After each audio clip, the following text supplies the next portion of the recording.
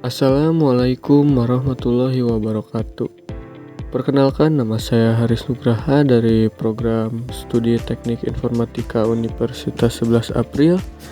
Pada kesempatan kali ini saya akan mempresentasikan hasil kajian konseptual yang berjudul Eksplorasi Proses Pengambilan Keputusan Mahasiswa dalam merespons serangan phishing pada layanan digital perguruan tinggi.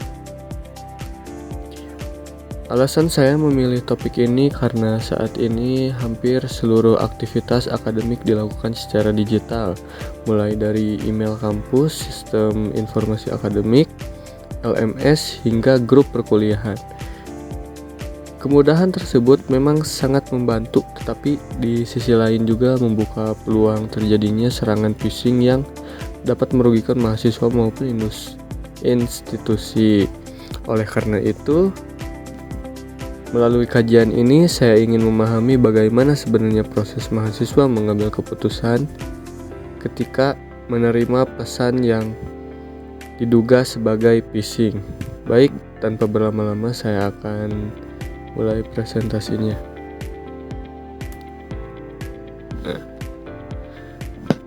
Pada slide ini saya akan menjelaskan mengenai latar belakang penelitian. Saat ini berbagai layanan digital seperti email kampus, sistem informasi akademik, LMS, dan aplikasi perkuliahan sudah menjadi bagian penting dalam aktivitas mahasiswa. Namun, semakin banyak layanan digital yang digunakan, maka semakin besar juga peluang terjadinya serangan phishing. Nah, berdasarkan beberapa penelitian, sekitar 1/4 mahasiswa pernah menjadi korban phishing melalui email. Selain itu, hampir setengah mahasiswa juga belum pernah mendapatkan pelatihan mengenai keamanan cyber dari kampus. Data tersebut menunjukkan bahwa phishing masih menjadi ancaman yang perlu mendapat perhatian yang sangat serius.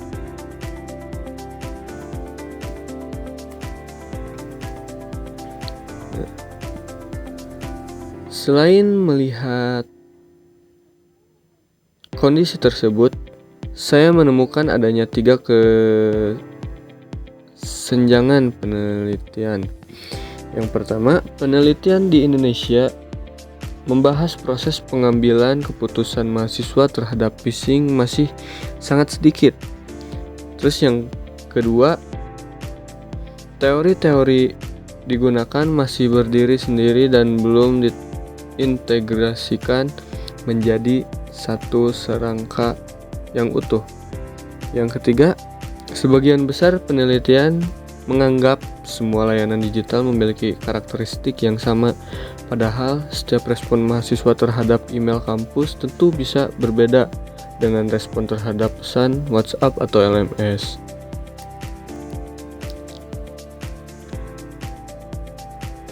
Nah, berdasarkan research gap tersebut, terdapat 2 pertanyaan utama dalam kajian ini. Yang pertama, bagaimana proses berpikir dan proses emosional mahasiswa ketika menerima pesan phishing? Yang kedua, faktor apa saja yang memengaruhi proses tersebut di lingkungan perguruan tinggi Indonesia? Sedangkan tujuan penelitian ini adalah menyusun sebuah rangka konseptual yang nantinya dapat menjadi dasar penelitian lapangan menggunakan metode grounded theory. Nah, kebaruan novelty atau kajian. Kajian ini memiliki 3 aspek kebaruan. Yang pertama adalah dari sisi konteks, karena fokusnya pada layar digital kampus di Indonesia. Yang kedua dari sisi teori, yaitu menghubungkan beberapa teori menjadi satu kerangka konseptual. Dan yang ketiga dari sisi metodologi, yaitu mengusulkan penelitian lanjutan menggunakan think alone dan wawancara mendalam agar proses pengambilan keputusan mahasiswa dapat diamati secara langsung.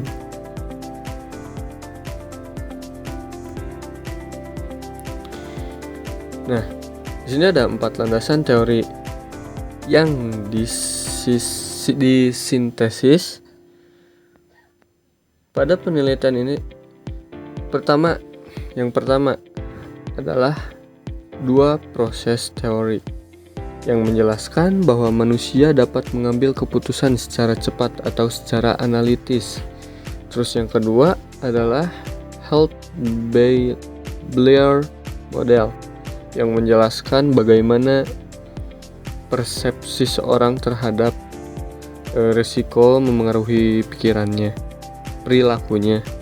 Terus yang ketiga juga ada Project Protection Motivation Theory yang memperkenalkan bagaimana seseorang menilai atau ancaman dan kemampuan dirinya untuk mengatasinya. Terakhir adalah Grounded Theory mengenai respon terhadap email phishing yang menjadi dasar dalam menyusun tahapan keputusan. Nah, dari berbagai penelitian sebelumnya, terlihat bahwa sebagian besar penelitian masih menggunakan pendekatan kuantitatif berupa survei. Nah, penelitian tersebut banyak mengukur faktor-faktor yang memengaruhi phishing, tapi belum menjelaskan bagaimana proses mahasiswa mengambil keputusan secara lengkap. Oleh karena itu, penelitian ini mencoba mengisi kekurangan tersebut. Metode kajian.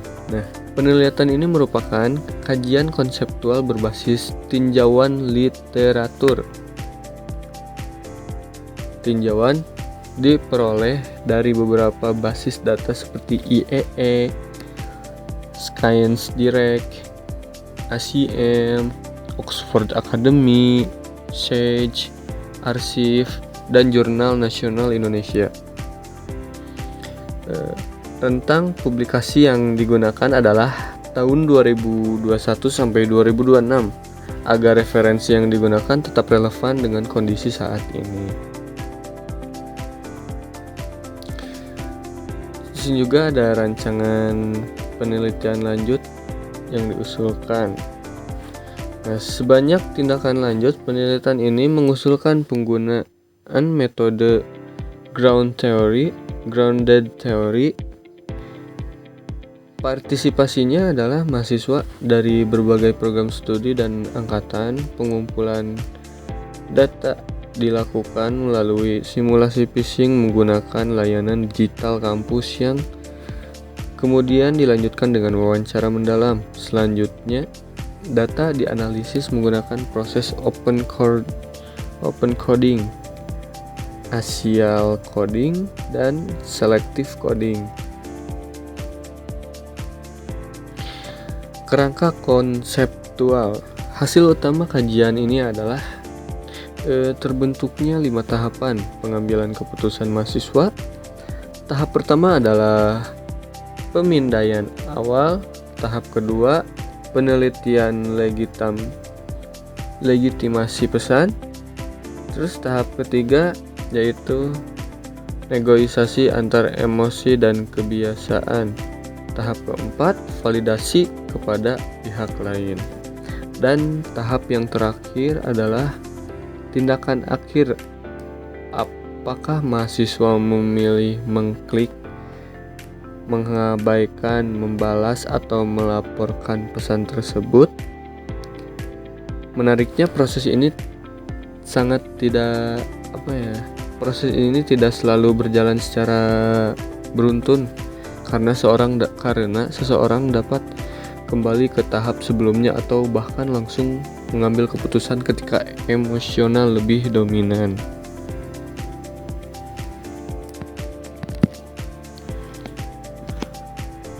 Faktor kontekstual kampus Indonesia. Nah, pada bagian ini dijelaskan bahwa setiap tahapan dipengaruhi oleh kondisi yang ada di lingkungan kampus. Contohnya, notifikasi dari SIA atau LMS dapat membuat mahasiswa langsung saja percaya terhadap suatu pesan tersebut. Nah, selain itu juga gaya komunikasi dosen yang cenderung informal juga dapat membuat mahasiswa lebih sulit membedakan pesan asli dengan pesan yang phishing. Nah, tekanan akademik seperti KRS, ujian, maupun yudisium juga meningkatkan kemungkinan mahasiswa mengambil keputusan secara terburu-buru. Nah, proposisi penelitian terdapat 3 yang dapat diuji secara empiris. Nah, dari hasil sistem tersebut diperoleh 3 proposisi yang nantinya dapat diuji secara empiris. Pertama, semakin tinggi tekanan akademik, maka semakin besar kemungkinan mahasiswa melewati tahapan validasi. Terus yang kedua, semakin akrab gaya komunikasi dosen dan mahasiswa, maka semakin sulit membedakan pesan asli dengan pesan phishing. Dan yang terakhir, ketiga, keberadaan kanal verifikasi resmi akan meningkatkan keputusan yang lebih aman.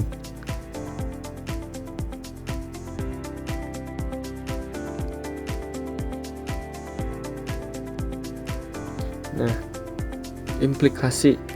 Nah, hasil kajian ini memberikan beberapa implementasi bagi perguruan tinggi. Edukasi keamanan cyber sebaiknya tidak hanya menjelaskan ciri-ciri phishing, tetapi juga melatih mahasiswa agar mampu mengendalikan emosi ketika menerima pesan yang mendesak. Selain itu, kampus juga perlu menyediakan kanal verifikasi dan pelaporan yang mudah diakses agar mahasiswa dapat memastikan keaslian suatu pesan tersebut, mengambil tindakan atau keputusan. Terus keterbatasan.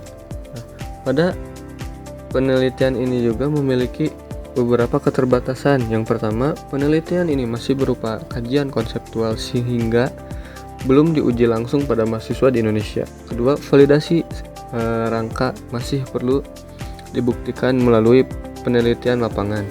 Dan yang ketiga, sebagian referensi masih berasal dari luar negeri sehingga masih diperlukan penelitian yang lebih sesuai dengan kondisi Indonesia.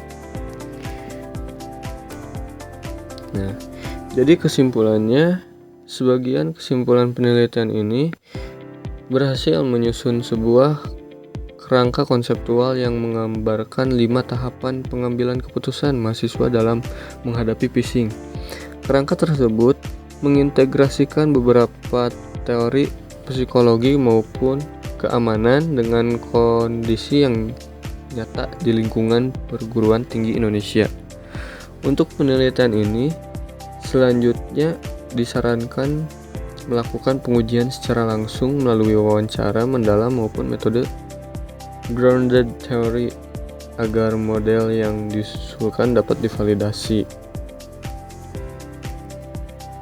Nah, demikian presentasi yang saya sampaikan. Semoga hasil kajian ini dapat memberikan gambaran mengenai pentingnya meningkatkan kesadaran keamanan cyber di lingkungan pengguna tinggi.